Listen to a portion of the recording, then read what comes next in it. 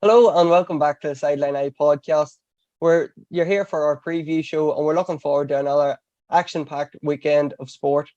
With me, we're going to look forward to the hurling game coming up, and Nathan Curry is going to discuss Armagh's chances of promotion after suffering their first defeat last weekend against Tyrone.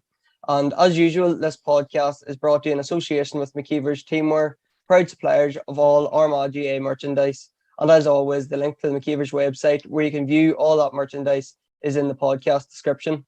As I said, Nathan Curry is going to join us. And Nathan, you're looking forward to another game this weekend. Armagh, a good start to the league, beating Louth and Monaghan, but suffered their first defeat last weekend. And we'll get into all that, Nathan. But first off, I want to talk about your injury last year. You actually missed I think all of Armagh's games last year, league on Nicky record. So I suppose to start, tell us a wee bit about your injury. How did you get it, and then the comeback trail as well? Yeah, I suppose started off last year. I'd done a bit of pre-season games and such, but by the time the league came around, due to COVID, it actually started a bit later last year. And unfortunately, I picked up a back injury, which was I'd ruptured a disc in my lower back, which ruptured onto my spinal nerves, and lost partial power from the right hand side waist down. So it was quite serious at the time, but thankfully I got a quick turnaround in terms of seeing a spinal consultant, and from that process, it was really a quick process to getting surgery in that, which took place in Dublin in the private matter. So I was well looked after in terms of getting the injury sorted and the surgery and that, and then after that it was sort of just straight into rehab to get. I knew the county season was sort of out of conclusion at that stage where I was going under the knife. I did talk out actually in the last game of the record, but it was more just trying in the change rooms, trying to be around the lads to try, and they were playing Mayo that day. That was their last outing last year in the record. So I was really just in the camp to try and bring a wee bit of buzz and to the younger lads and that. But no, my county season last year was sort of non-existent. So you're right in saying I'm quite eager to get back this year. And so far, it's been good to get back onto the pitch training and that. And thankfully, I did participate in the club championship with Middletown, and with a good enough run in the Ulster Championship. Unfortunately, beating the semi-final against Banagher, that went on to win the club championship. So sort of coming off a long enough season last year, but it sort of rolled into once January came around, you were back out onto the pitch with the county. So that's where we are now. Yeah.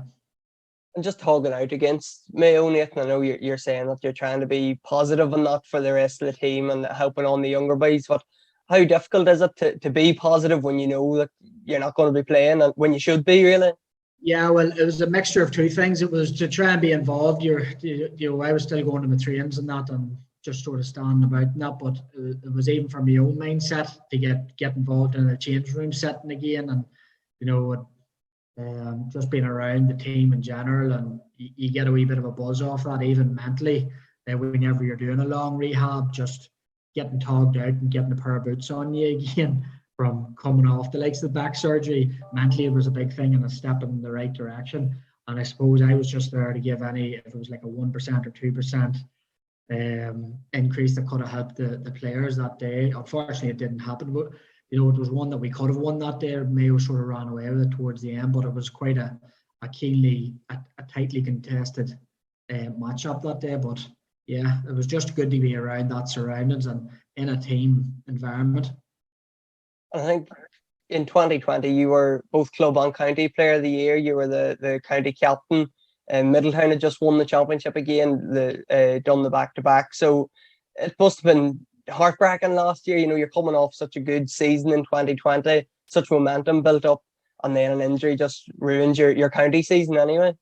Yeah, it was strange. It was a hard one to take because we'd even played a couple of club games early in the season last year, and I thought things were going well and were moving quite well, and then just to get one of those injuries. And listen, whenever I got the injury, sport it didn't take a backseat, but it was quite a serious enough injury. You know, I was off work for over 3 months. You know, so it had a bigger impact on my whole lifestyle as such. But once I sat down and looked at it, and I went through the whole rehab part of it with my physio and the consultant as well down in Dublin, and you know, my mindset was quite positive. I knew the county was out of, it was too close to maybe try and get back onto the pitch, but I set the target and the goal to get back onto the pitch with the Middletown jersey on, and I targeted the club championship, and thankfully I was just coming right at that stage, and you know, thankfully it worked out. You know, we had a good championship season, so it was great coming back off the likes of that injury and being able to participate in the club championships and row in behind your club and, you know, give whatever support you could as such, or whatever impact you could as such. So it did work out well that way, but it was one of those freak injuries. I wouldn't like to be doing it again, put it like that. It was it was sore, to be honest. And coming back in for Armagh then, you got a couple of games in the World Cup under your belt, and the same, you've played the 3 league games. So you're eager to get back, I would say, and to get back playing county hurling again. Definitely the hunger's definitely there. You know, the appetite and the hunger's definitely there for it anyway. And I suppose when you did miss last season, you have that wee bit of a extra edge to you, or an extra purpose. The competition that's there is really, really strong. There's real strong depth in that squad this year. Younger players are chomping at the bit to try and make an impression and get on to that starting 15. Not even the starting 15, the top 20 and the top 25, and even the panel did. You know, there's guys. It's such a strong squad that's there. So you have all those factors coming into play as well, and you know that it's not like you can take a night off or take it easy, because if you do, you know your position's up for grabs. Somebody else is there, and rightly so, chomping at the bit to make an impression and put their name forward for a starting jersey. So listen, the competition's great, and the hunger and appetite, I know even from the rest of the guys, it's there, which is good. It brings a good bite and a wee bit of energy. Is this maybe the strongest panel Armagh have had in the last couple of years, certainly? Certainly in the last couple of years. You know, I've been involved in very good, strong teams, you know, going back to Sylvester McConnell's era that he was over the county for 2 or 3 years. I think that was maybe from 2014, 15 and 16.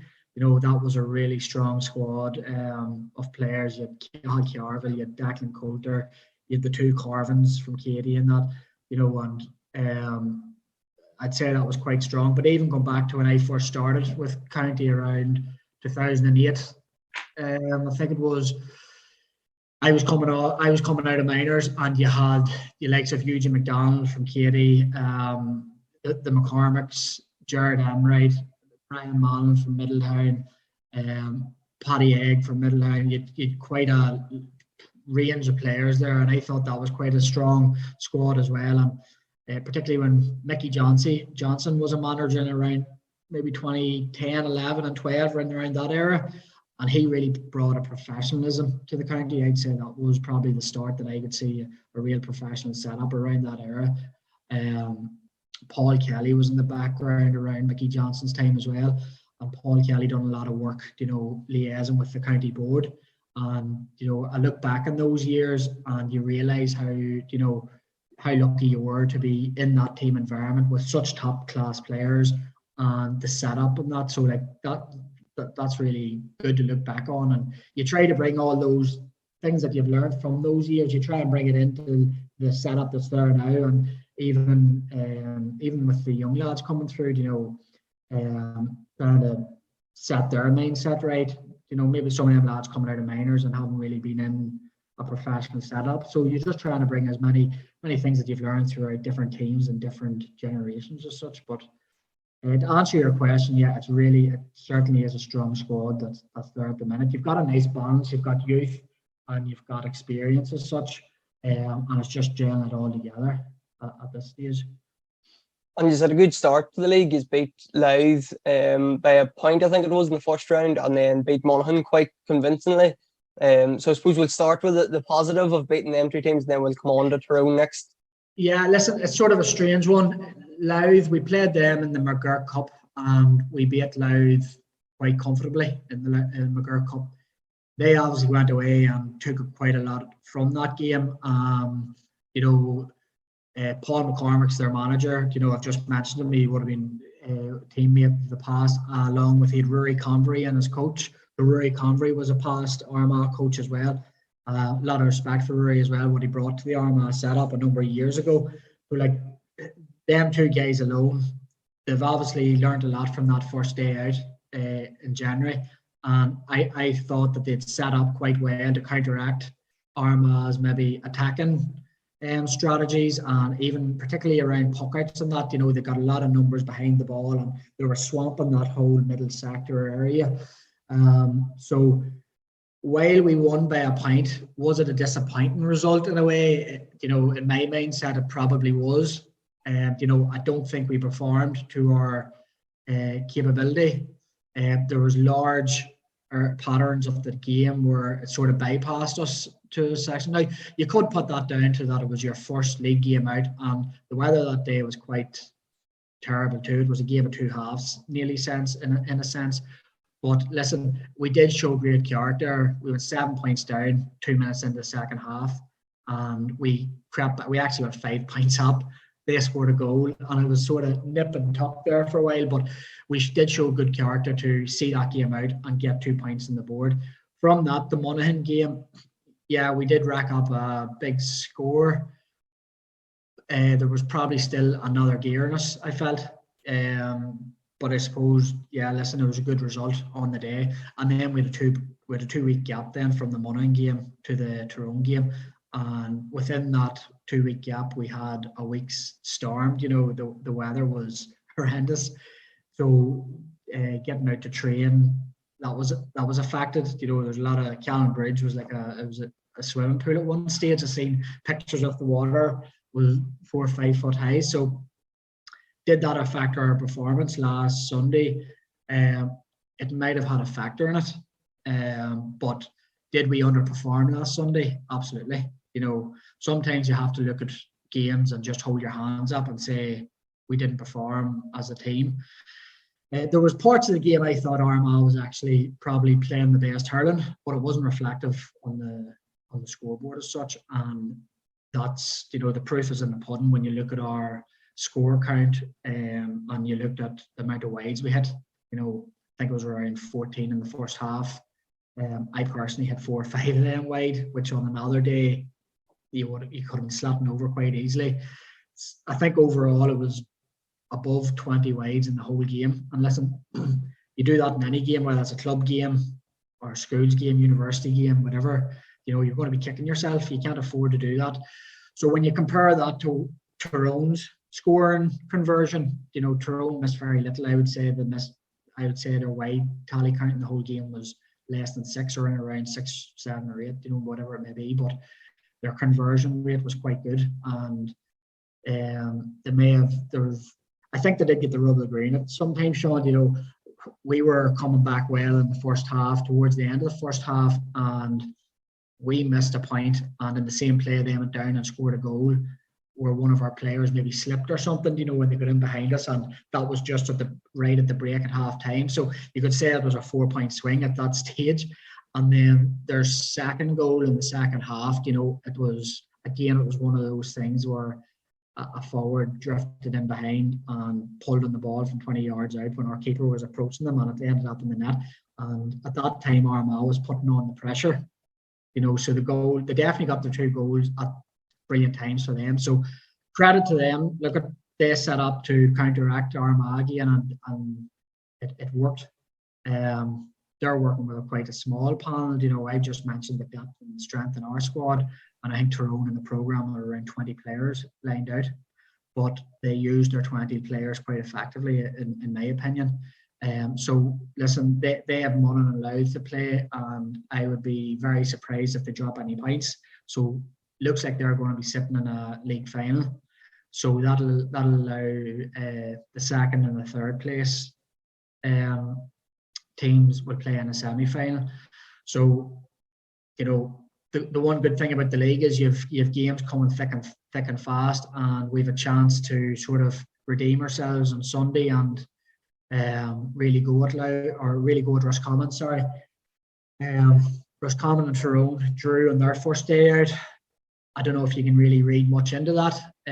My past experience with Roscommon, good hurling side and can mix it quite physically. They've got speed. Up front, they've got sharp shooters. They have skill. So listen, it's going to be a good battle in my opinion. So looking forward, relishing it in a way, and the fact that it's a home match for us. Hopefully, we can get a wee bit of a crowd into the athletic grounds, and sometimes you feed off the crowd pushing you on at certain times of the game. But one thing we need to improve on is our shooting, and we don't hide away from that. We know that. And I don't think it was that our shot selection was bad or anything. It was just that we were off a wee bit on our shooting. And listen, sometimes you get days like that, but you'd like to think that we would minimise that 20 wide count drastically and maybe convert them onto the scoreboard, which would, it would certainly have a big impact on the result. And this weekend, obviously playing Roscommon, they're just down from Division 2B, so I suppose you knew coming into the league that you were maybe expecting to beat Louth and Monaghan, or that would have been the games you were targeting for points. Tyrone and Roscommon, you maybe knew that these were going to be the two toughest tests you were going to face, and so it has proved so far with Tyrone, and the same with Roscommon. You probably know coming into this game, this is going to be a huge test for you. Yeah, I suppose that's not being arrogant or anything, with all due respect to Louth and Monaghan, there's a lot of hard work in those counties as well, in terms of the hurling and that. So, but when you sit down and you look at the fixtures, you would have been pinpointing games that, you would have been saying, right, we need to get 2 points there. And if we didn't get 2 points against those teams, you would have been really asking questions. But Tyrone and Roscommon, listen, Tyrone's a derby, it is, and it has been this number of years. Last year in the Nicky record, they came from 7 points down to beat Armagh on the athletic ground. So they have quality and class there, and you have to remember Tyrone, they've a good Mickey McShane's in there that managing the Slaughtneil manager, a fella that brings bags of experience. So no doubt that's filtering out throughout the Tyrone team. So Tyrone's going to be there and thereabouts all the time. And particularly in the Nicky record this season, they'll be contenders for that as well. Roscommon, team coming down from 2A or 2B, sorry, I'm sure at the start of their season they would have been saying promotion is their main game. And I've looked at the Tyrone squad this last number of league games and keeping an eye on their players and that. And they've a good team. They've a couple of players in there from even the likes of Galway, neighbouring clubs off Roscommon. That's going to strengthen their squad as well, or strengthen their team. So I think it's going to be it'll be a keenly contested game on Sunday, and when all going well, Armagh will get the win. And we have a wee bit of history there with Roscommon. You mentioned the 2019 league final. We were beat by a point on that day, and one again that probably got away. Even going back a few years earlier, I think it was 2015 in the Nicky record final, Roscommon scored a goal in the last strike of the game. It was a free from about 35-40 yards out, and the goalie came up. There were 2 points down at that time, and their goalie came up and hit a wonder strike into the top corner to win by a point. And I don't even think we got the ball struck out after that. They ended up with, that was a real sickener, and it's one that sort of, it was definitely a defeat that was hard to take. So there is a wee bit of history there, and I think Armagh we really we'll have to up our game, and we do owe Roscommon one here, yeah. And going in to play them, and as you say, you maybe do owe them one. I don't know if revenge is the right sort of term to be putting it as, but in that changing room, is there a feeling that you have a chance to put the wrongs right in from years gone by? No, I don't think so. I don't. Listen, it's sort of a hard one because there's quite a turnover of players from possibly that 2015 team. A lot of the younger lads may have been in the stands that day in Croke Park and watched it. A few of the the older lads, myself and the likes of Ryan Gaffney, Shay Gaffney, we were all playing that day, and it was really it was a hard one to stomach. So I think some people might take it as a personal sort of vendetta as such, and up the game more so than ever. But I think if you met them in a league semi-final, that would be the one to say it was maybe a revenge one, wherever you maybe stepping into league final against Tyrone, and then maybe even stepping out of Division 3. That there was the time to maybe look back and say, yeah, that was put to bed as such. But at the minute, no, I think this is a league game, and some of that counts for nothing whenever the ball's through in, Sean. So you have to up your own performance and control your work rate and stuff like that. And as I mentioned earlier, your shooting boots, make sure they're with you as such.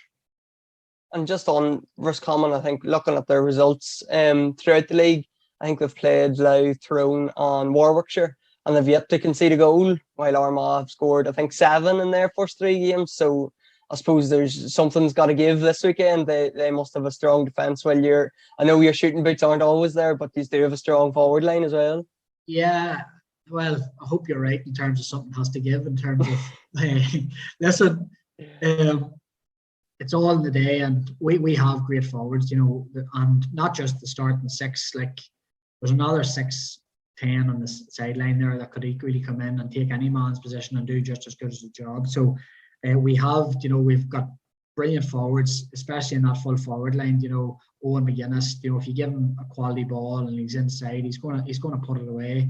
Dean Gaffney's moved into the full forward line. Dean's the capability on his day of doing, the sky's the limit, in my opinion. I've seen him. I've seen him in trainings, club trainings, county trainings.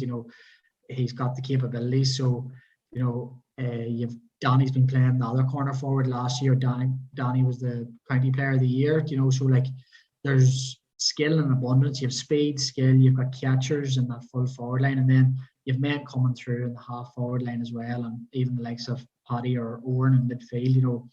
They're driving through the centre. So yeah, I'd like to think that we would maybe test our keeper and get goals, in my opinion, win matches at times. So we want to create goals.